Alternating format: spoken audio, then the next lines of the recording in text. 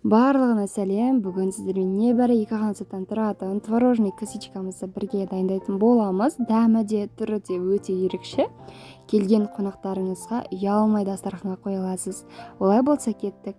Менде 5% творогқа жұмыртқамызды салып, барлығын араластырып аламыз.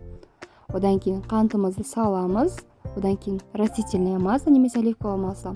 Барлығын араластырып болғаннан кейін сухой ингредиенттерімізді дайындайтын боламыз.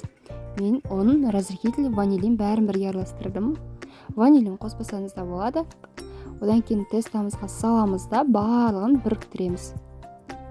Лопатканың күші жетпегеннен кейін уже осындай қолмен илейтін боламыз. Менде тесто өте жұмсақ болғанын қалап, онды шамадан тыс қосқан жоқпын. Егер сіз қатты жұмсақ болғаны керек болмаса, онды көбейтсеңіз болады. Дәл осындай қолмен формаға келтіріп аламыз да оқтаудың көмегімен бір келкі қылып жайып шығатын боламыз.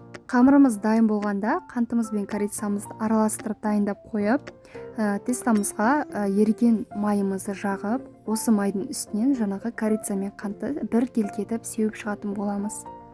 Иісі өте әдемі. Кейбіреулерге осы даршын ұнамайды, яғни корица ұнамайды, бірақ бізде үйдегілердің барлығы жақсы көреді. Енді барлығын шетінен, жұқа жағынан рулет сияқты қылып ораймыз.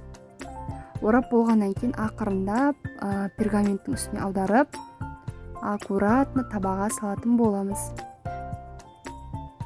Енді рулеттің басынан санағанда 4-5 см қалдырып, түп-түзу қылып кесіп аламыз.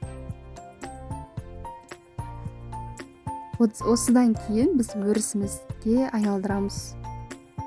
1 және 2, сосын 3. Міне бізде осындай әдемі өріс пайда болды. Енді осыны 25-30 минут аралығында 180 градуста пісіріп аламыз. Әрине әркімнің пеші әртүрлі. Піскеннен кейін бетіне для красота сахарный пудрамызды себеміз. Келген қонақтарыңызға өкінбей қоясыз дастарханға. Дастарханның сәнін ашады. Дәмі де өте ерекше. Астарыңыз дәмді болсын. Міндетті түрде дайындап көріңіз. Үйдегілерге ұнайды. Сіздермен болған Анеля. Тіркеліп, лайк басып кетіңіз.